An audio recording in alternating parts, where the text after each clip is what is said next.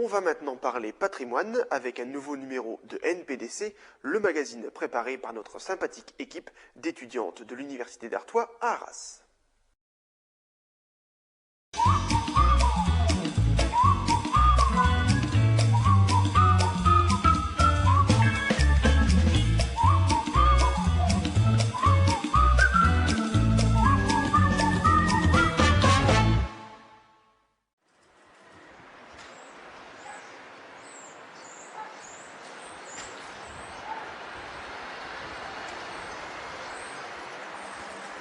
Bonjour, aujourd'hui NPDC fait son marché à Carvin qui possède 2 places. Nous voici sur l'une d'entre elles, la place Jules Guesde, anciennement appelée la place du marché aux chevaux, qui se situe au pied de l'église Saint-Martin. Le marché fut déplacé au milieu du XVIIIe siècle sur l'actuelle Grand Place vers laquelle nous nous rendons. La place fut construite en 1742 par le prince d'Épinois. Celui-ci cherchait alors à créer un grand carrefour commercial. Et pourtant, la construction de la place fut à l'origine de nombreux problèmes. En effet, elle privait les habitants des pâturages communaux qui leur permettaient de faire paître librement leurs troupeaux. Les habitants étaient très attachés à l'ancienne place, mais le roi trancha et la grande place fut construite. Quand on regarde cette place, l'organisation architecturale nous semble particulièrement harmonieuse. En effet, la place ayant été construite en rase campagne, on a pu lui donner la forme d'un carré parfait. Les maisons de taille égale étaient parfaitement alignées autour de la place. Cette situation très avantageuse sur l'axe Lille-Arras attira de grandes familles et de nombreuses activités administratives et commerciales.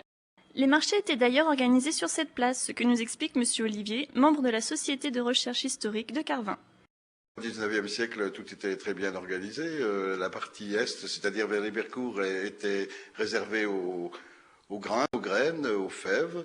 De l'autre côté, entre la rue Allende et la rue Émile Zola, c'était les fruits et légumes. Et le dernier quart était réservé aux porcs, ce qui occasionnait pas mal de nuisances pour les riverains. Tous les trottoirs étaient occupés par les marchandises diverses, les étoffes, la viande et ainsi de suite, sauf devant l'actuelle pharmacie où c'était le beurre et les œufs. Et cette place est très riche en histoire. En effet, saviez-vous qu'en la parcourant, vous pouviez passer devant la maison du dernier représentant des Robespierre, qui était déjà à l'époque une pharmacie.